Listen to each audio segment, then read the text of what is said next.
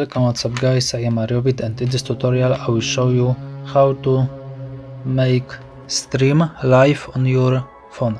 I will show you how to do it, so you may leave like and subscribe, share to others, write a comment, let's go.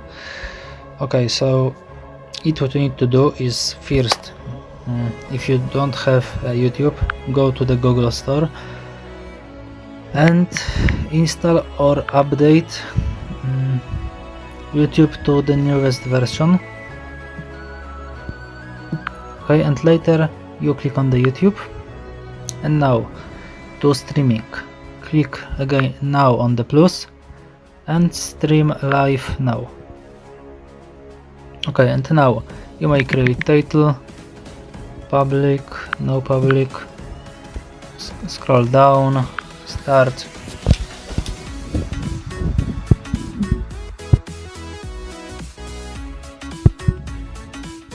And stream is creating.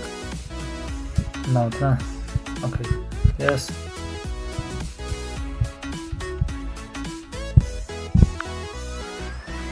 And that's why you may make live on your phone. Okay, and that's all in this video. So thanks for watching. You may like, subscribe, share to others, write a comment. Bye bye, and see you next time. Thanks.